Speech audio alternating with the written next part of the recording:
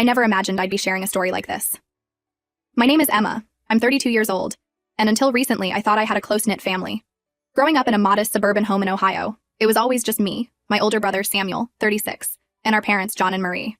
We weren't wealthy by any means, but we never wanted for anything important. Our childhood was filled with typical family moments, weekend barbecues, holiday gatherings, and the occasional family vacation to nearby lakes. Dad worked as a high school teacher, and Mom ran a small bakery in town. They instilled in us the values of hard work, honesty, and financial responsibility from a young age. Samuel was always the golden child in many ways. 4 years my senior, he excelled in school, particularly in math and economics. I remember him tutoring me in algebra when I struggled, his patience wearing thin as I failed to grasp concepts that came so naturally to him. Despite our differences, we were close. He'd defend me fiercely against bullies at school, and I'd cover for him when he snuck out to meet girls. As we grew older, our paths diverged. I found my calling in nursing, drawn to the idea of helping others and making a difference in people's lives. The human body fascinated me, and I loved the challenge of learning complex medical procedures. Samuel, on the other hand, was drawn to the world of finance. He'd spend hours reading financial news and playing stock market simulations online. When he got accepted into a prestigious business school, our parents couldn't have been prouder. After college, I stayed close to home, working at the local hospital. The work was demanding but rewarding. I'd come home exhausted but fulfilled, knowing I'd made a difference in someone's life. Samuel, meanwhile, moved to New York City to pursue his finance career. He'd come home for holidays, regaling us with stories of high-stakes deals and lavish client dinners. I remember feeling a mix of awe and unease at his tales of excess. 5 years ago, our lives took a dramatic turn. Dad, always the picture of health, was diagnosed with stage 4 lung cancer. It came out of nowhere. He'd never smoked a day in his life. The diagnosis shattered our world. Mom was beside herself, barely able to keep the bakery running. I took a leave of absence from work to help care for Dad, while Samuel flew in every other weekend. Watching Dad's decline was heart-wrenching. The strong, vibrant man who'd taught us to ride bikes and helped with our homework withered away before our eyes. Through it all, he maintained his sense of humor and his concern for others. Even in his final days, he was more worried about how we were coping than about himself. During one of his more lucid moments, about a month before he passed, Dad called Samuel and me to his bedside. He spoke about his will, assuring us that everything would be split equally between us. "I've always treated you both fairly," he said, his voice weak but determined. "And that won't change after I'm gone." Samuel and I nodded, too choked up to speak. Dad fought hard, but he passed away 2 years after his diagnosis. The funeral was a blur of tears, hugs, and casseroles brought by well-meaning neighbors. In the weeks that followed, we all tried to find our new normal. Mom threw herself into baking, producing more pies and cakes than the bakery could sell. I returned to work, finding solace in the routine. Samuel went back to New York, promising to visit more often. A few months after Dad's passing, Mom called us over to discuss the will. As we sat around the kitchen table where we'd shared so many family meals, an odd tension filled the air. Mom looked uncomfortable, her eyes darting between Samuel and me. Samuel seemed unusually quiet, his usual confidence subdued. As Mom started going through the details, something felt off. The numbers didn't add up to what Dad had indicated. The vacation property, a small lakeside cabin where we'd spent summers fishing and roasting marshmallows, wasn't mentioned at all. And the savings were significantly less than what Dad had always said he'd put aside. I started asking questions, my nursing instincts kicking in, probing for answers. That's when things went sideways. Samuel exploded, his face turning red as he accused me of being greedy and ungrateful. "You have no idea what sacrifices have been made for this family!" he shouted, slamming his fist on the table. Mom burst into tears, begging us to stop fighting. It took hours of heated arguments and tearful confessions before the truth finally came out. Samuel, despite his high-paying job and apparent success, had been struggling financially for years. He'd made a series of bad investments, chasing the promise of quick returns. When those failed, he turned to online gambling, convinced he could recoup his losses. Instead, he'd racked up massive debts. Desperate and ashamed, he'd gone to Dad for help. And Dad, always protective of his children, had bailed him out. The vacation property had been sold to cover Samuel's debts. A large chunk of the savings had gone towards paying off his credit cards. Dad had done all this in secret, not wanting to worry Mom or disappoint me. The revelation felt like a physical blow, not just because of the money, but because of the years of deception. Dad, who'd always preached honesty, had been lying to us for years. Mom had known about it and said nothing, and Samuel had essentially stolen my inheritance. The argument that followed was ugly. Samuel, cornered and defensive, lashed out. He insisted he deserved the money more because he had a family to support. He'd married his college sweetheart, Sarah, and they had 2 young kids. "You're single, Emma," he spat. "What do you need the money for? To buy more scrubs?" His words stung, dismissing my career and my choices in one cruel swoop. I left that day feeling like my whole world had been turned upside down. The family I thought I knew, the honest, hardworking people I'd looked up to my whole life, suddenly felt like strangers. My brother had stolen from me, my father had lied to me, and my mother had allowed it all to happen. In the 3 weeks since then, I've been grappling with a whirlwind of emotions. Anger at Samuel for his selfishness and deception, disappointment in Dad for enabling Samuel's behavior and going against his own principles, hurt that Mom had kept this from me for so long, and a deep, aching sadness for the loss of the family I thought I had. I haven't spoken to Samuel since that day. He sent a few text messages, alternating between defensive justifications and half-hearted apologies, but I can't bring myself to respond. Mom keeps calling and leaving tearful voicemails, begging me to forgive them, to understand that they were just trying to protect the family. But I don't know if I can. The trust is broken, and I'm not sure how to move forward.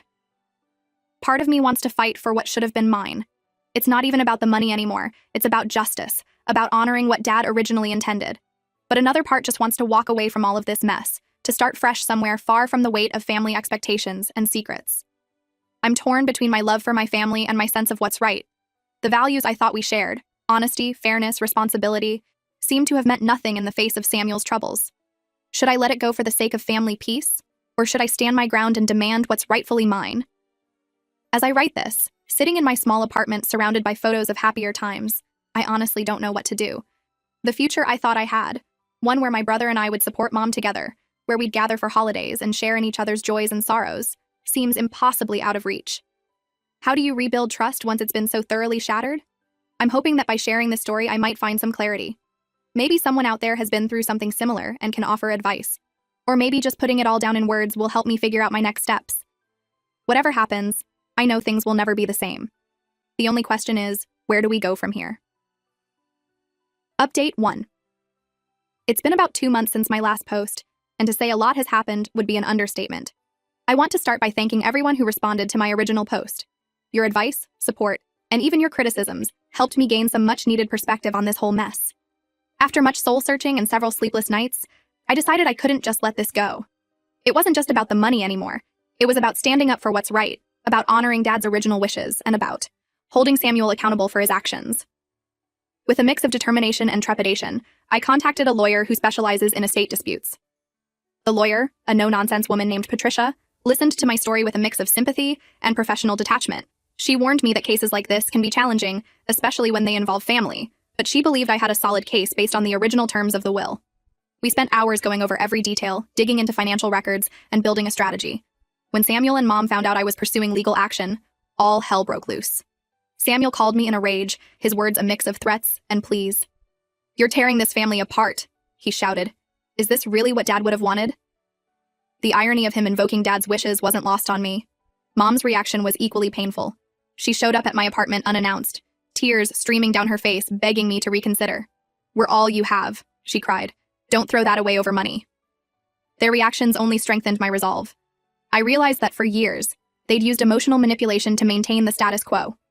It was time to break that cycle. The legal process has been slow, stressful, and more complicated than I ever imagined. We've had meetings with lawyers, mediators, and financial advisors. Each session revealed new layers to Samuel's deception and the extent of the financial damage he'd caused. It turns out the situation was even worse than I initially thought. Not only had Samuel taken my share of the inheritance, but he'd also convinced Mom to remortgage the family home to lend him more money. The debt was astronomical, far beyond anything I'd imagined. I couldn't help but wonder how he'd managed to dig himself into such a deep hole. Throughout this process, I've learned more about Samuel's lifestyle, and it's been a shock.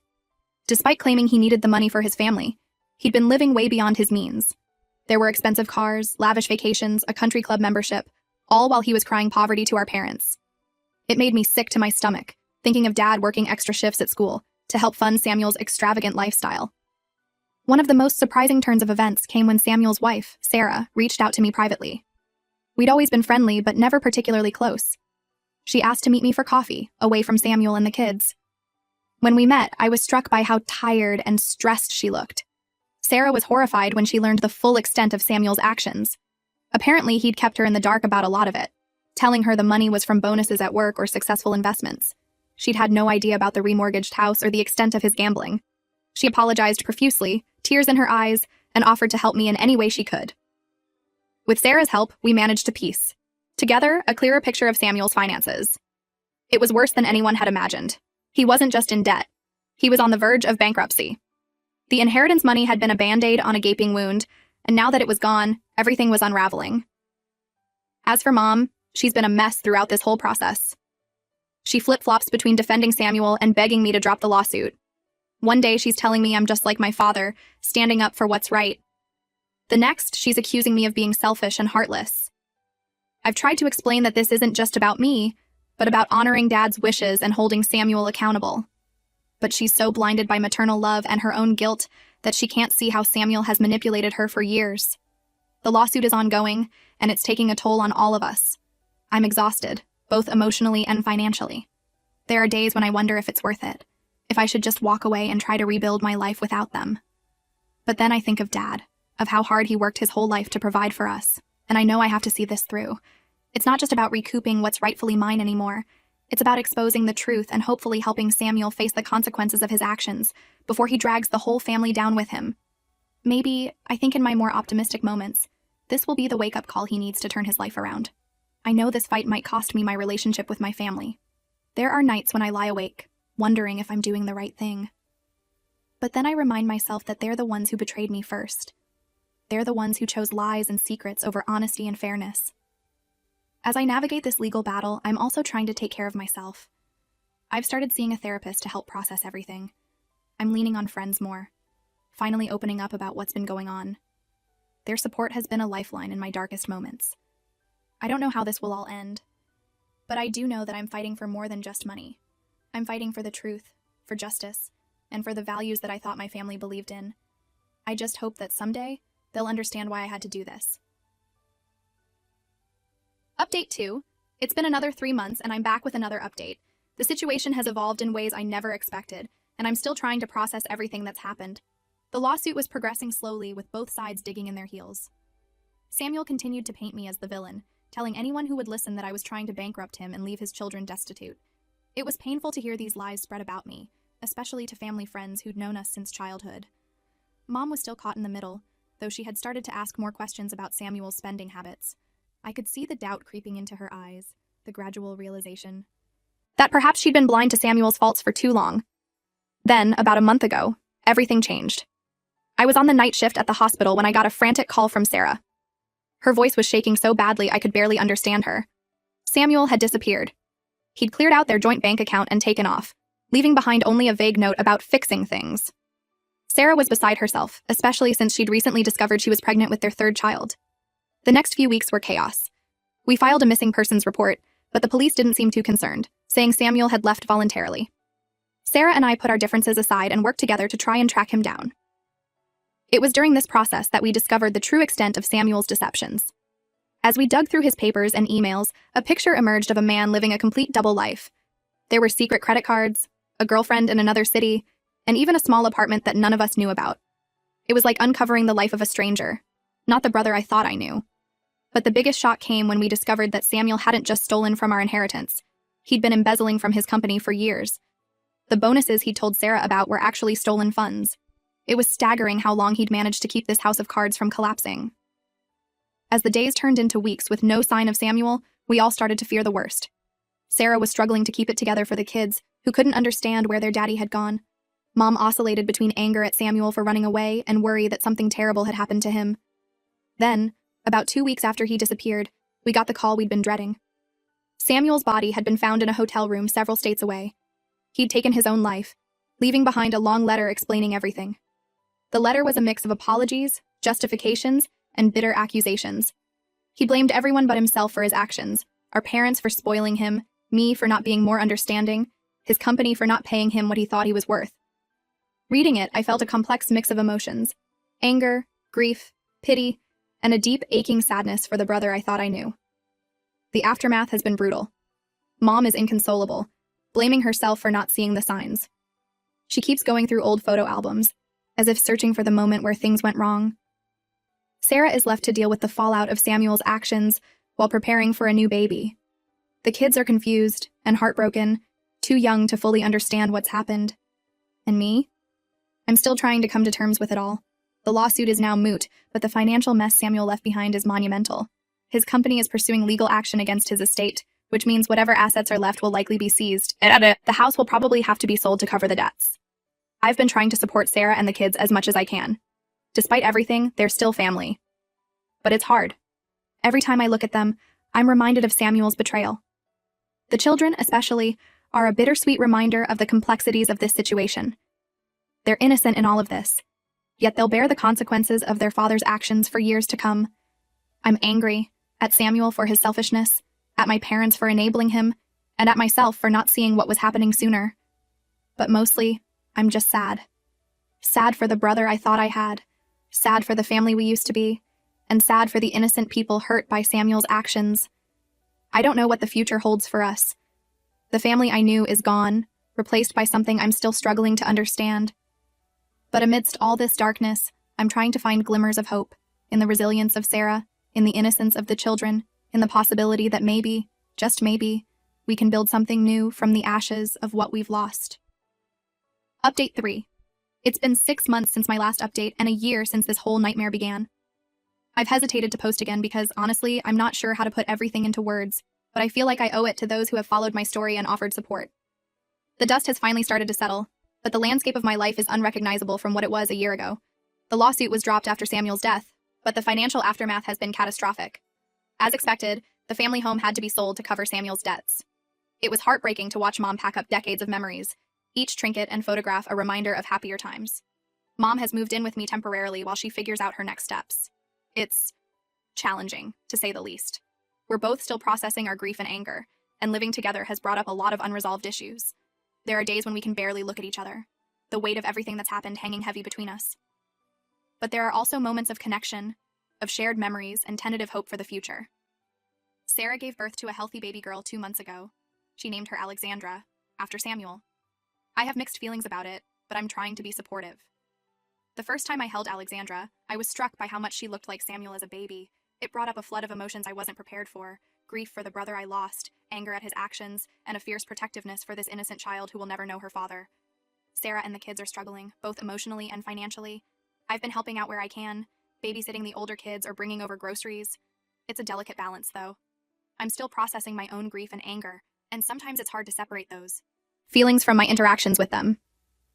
But watching the kids play, oblivious to the adult complexities around them, reminds me of the importance of moving forward. The most unexpected development has been my relationship with Sarah. In the wake of all this tragedy, we've grown close.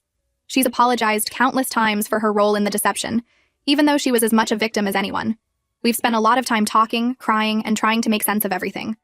There's a part of me that wonders if our growing closeness is healthy, given everything that's happened, but right now, she's the only person who truly understands what I'm going through.